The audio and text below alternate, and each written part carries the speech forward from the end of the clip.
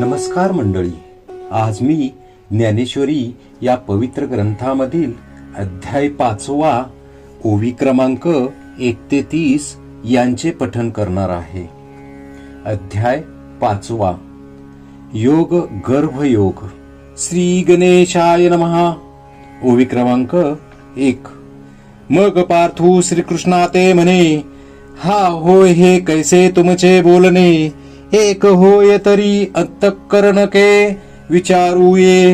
याचा अर्थ, मग अर्जुन श्रीकृष्णास म्हणाला, अहो असले कसले हे तुमचे दुटप्पी बोलणे, तुम्ही एक काहीतरी सांगाल तर त्याचा मनामध्ये विचार करता येईल.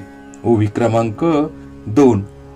मागा सकळ कर्माचा संन्यासू, तुम्हीची निरोपला होता बहुवसू, तरी कर्मयोगी केवी अतिरसू, पोखी तसा पुढती. याचा अर्थ, असे परोपरीने पूर्वी तुम्हीच सांगितले आणि आता कर्म करण्याविषयी पुन्हा आग्रह का वाढविता. ओवी क्रमांक 3. ऐशे देर्थ हे बोलता, आम्हा नेनतयाच्या चित्ता, आपुलिया चाडे श्री अनंता, उमजून हे. याचा अर्थ, हे अनंता, असे तुमचे द्व्यर्थी बोलणे आमच्या सारख्या अज्ञानजनांच्या मनाला आमच्या इच्छेप्रमाणे उमजत नाही. ओवी क्रमांक 4. ऐके एक सारा ते बोधिजे, तरी एक निष्ठेची बोलिजे, हे आणखी काय सांगिजे तुम्हा प्रती.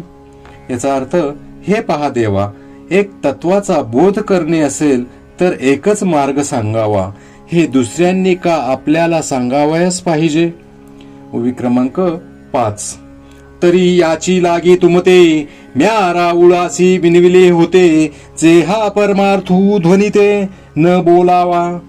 याचा अर्थ, तरी याच करिता मी पूर्वी तुम्हा पूज्यांची विनवणी केली होती की हा परमार्थ गूढ अर्थाने सांगू नका.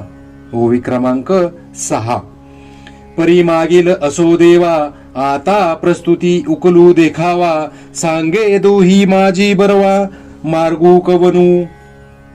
याचा अर्थ, पण देवा ती मागील गोष्ट राहू द्या, प्रस्तुत दोन्ही मार्गांपैकी चांगला मार्ग कोणता हे स्पष्ट करून सांगा. ओवी क्रमांक 7. जो परिणामींचा निर्वाळा, अचुंबितू ये फळा, आणि अनुष्ठिता प्रांजळा, सावियाची. याचा अर्थ, जो अखेरचा निवाडा असून अचूक फल देईल व अनुष्ठान करण्यास सुलभ असेल असा असावा. ओवी क्रमांक 8. जैसे निद्रेचे सुख न मोडे, आणि मार्गू तरी बहुसाळ सांडे, तैसे सोहकासन सांगडे, सोहपे होय. याचा अर्थ, ज्याप्रमाणे सोपे व सुखावह वाहन असले म्हणजे झोप न मोडता पुष्कळ मार्ग क्रमेला जातो, त्याप्रमाणे तुम्ही मला सुलभ साधन सांगा. ओवी क्रमांक 9. येणे अर्जुनाचे नी बोले, देवो मनी रिजले, मग होईल ऐके म्हणितले, संतोषोनिया. याचा अर्थ, याप्रमाणे अर्जुनाचे बोलणे ऐकल्यावर देव मनात फार प्रसन्न झाले आणि परम उल्हासाने अर्जुनास म्हणाले, तू म्हणतोस त्याप्रमाणे होईल, ऐक. ओवी क्रमांक 10. देखा कामधेनु ऐसी माये, सदैवा जया होये, तो चंद्रोही परील आहे खेळावया. याचा अर्थ, ज्ञानेश्वर म्हणतात, पहा, ज्या नशीबवान पुरुषाला कामधेनू सारखी आई मिळाली आहे त्याला खेळण्यास चंद्र देखील मिळेल. ओवी क्रमांक 11. पाहे पा श्री शंभूची प्रसन्नता, तया उपमन्यूची या आरता, काय क्षीराब्धी दूध भाता, देईजेची ना. याचा अर्थ, आणखी असे पहा की उपमन्यूला श्री शंकर प्रसन्न झाल्यावर त्याचे इच्छेप्रमाणे दूध भाताचे ऐवजी त्याला त्यांनी क्षीर समुद्र दिला नाही का. ओवी क्रमांक 12. तैसा औदार्याचा करुठा, श्रीकृष्णू आपू जाहलिया सुभटा, का सर्व सुखांचा वसवटा, तोची नोहावा. याचा अर्थ, त्याचप्रमाणे औदार्याचे भांडार असा जो श्रीकृष्ण परमात्मा तो अर्जुनास प्राप्त झाला असता सुखांचे वस्तीस्थान त्यांनी का न व्हावे. अर्थात झालेच पाहिजे. ओवी क्रमांक 13. एथ चमत्कारो कायसा गोसावी श्री लक्ष्मी कांता ऐसा आता आपुल्या सवेसा मागावा की. याचा अर्थ श्री लक्ष्मी कांतासारखा ज्याचा धनी त्याने आपले इच्छेप्रमाणे मागावे, यात चमत्कार तो कोणता. ओवी क्रमांक 14. म्हणून अर्जुनी म्हणितले ते हासोनी एरे दिधले तेची सांगेन बोलिले काय कृष्णे. याचा अर्थ म्हणून अर्जुनाने जे जे मागितले ते त्याला प्रसन्न वदनाने श्रीकृष्णांनी दिले. ते काय ते आता सांगतो. ओवी क्रमांक 15. तो म्हणेगा कुंती सुता हे संन्यास योगू विचारिता मोक्ष करू तत्वता दोन्हीही होती. याचा अर्थ भगवान म्हणाले, हे कुंती सुता, खरोखर विचार केला असता कर्मयोग आणि कर्मत्याग हे दोन्हीही मोक्षदायकच आहेत. ओवी क्रमांक 16. तरी जाना नेना सकळा हा कर्मयोगी कीर प्रांजळा जैसी नाव स्त्रिया बाळा तोय तरणी. याचा अर्थ तथापि नाव जशी बायकांना व मुलांना उदक तरुण जाण्यास सोपी आहे, तसा जाणत्याला व ज्ञानत्याला संसार रूपी समुद्र तरुण जाण्यास हा कर्मयोग खरोखर सोपा आहे. ओवी क्रमांक 17. तैसे सारासार पाहिजे तरी सोहपाहाची देखिजे येणे संन्यास फळ लाहिजे अनायासे. याचा अर्थ सारासार विचार करिता हाच योग सोपा आहे आणि ह्याचे आचरण केले असता अनासायाने कर्मत्यागाचेही फळ मिळते. ओवी क्रमांक 18. आता याची लागी सांगेन तुझ संन्यासी याचे चिन्ह मग सहज हे अभिम्न जानसी तू. याचा अर्थ याच कारणाकरिता तुला संन्यासाचे लक्षण सांगतो, म्हणजे कर्मयोग आणि संन्यास योग हे दोन्ही एकच आहेत अशी तुझी खात्री सहज होईल. ओवी क्रमांक 19. तरी गेली याची सेन करी न पावता चाड न धरी जो सुनिच्छळू अंतरी मेरू जैसा. याचा अर्थ जो गेल्या वस्तूची आठवण करीत नाही आणि एखादी वस्तू मिळाली नाही तर तिची इच्छा करीत नाही, जो मेरू पर्वताप्रमाणे अंतर्यामी स्थिर असतो. ओवी क्रमांक 20. आणि मी माझे ऐसी आठवण विसरले जयांचे अंतकरण पार्था तो संन्यासी जाण निरंतर. याचा अर्थ आणि पार्था ज्याचे अंतःकरणात मी आणि माझे अशी आठवण देखील होत नाही तो नित्य संन्यासी असे समज. ओवी क्रमांक 21. जो मने ऐसा झाला संगीतोची सांडिला मनोनी सुखे सुख पावला अखंडित.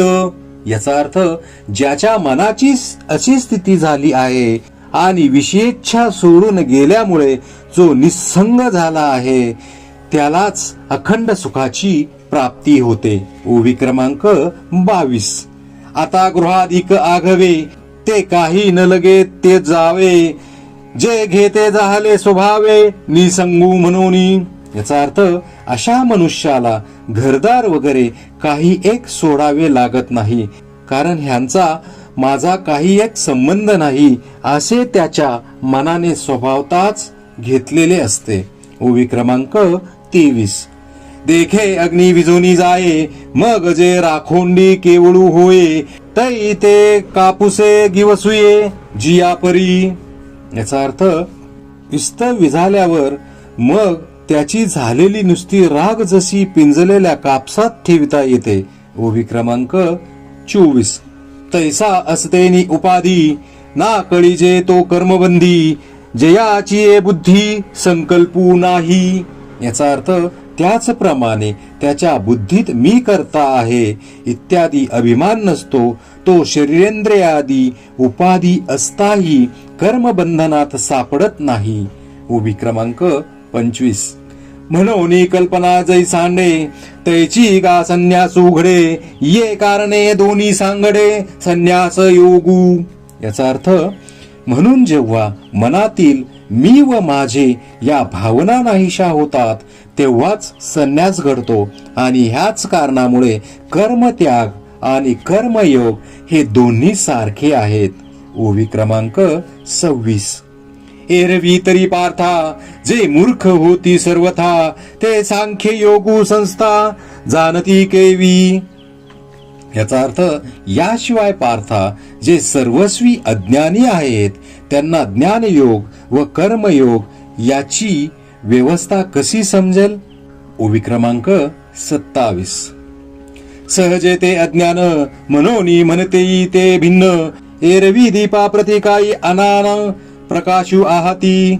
याचा अर्थ, त्यांच्या स्वाभाविक अज्ञानामुळे हे दोन्ही योग भिन्न आहेत असे ते म्हणतात. परंतु पहा की अनेक दिव्यांचे प्रकाश वेगवेगळे असतात की काय. ओवी क्रमांक 28. पै सम्यक येणे अनुभवे, जिही देखिले तत्व आघवे, ते दोही तेही ऐक्य भावे मानिती गा.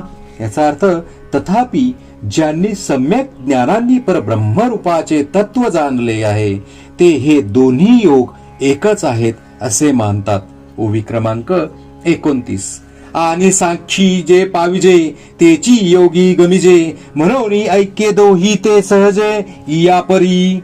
याचा अर्थ, आणि ज्ञान योगापासून जी प्राप्ती होते तीच कर्मयोगापासूनही होते, म्हणून अशा प्रकारे या दोहोंमध्ये सहजच ऐक्य आहे.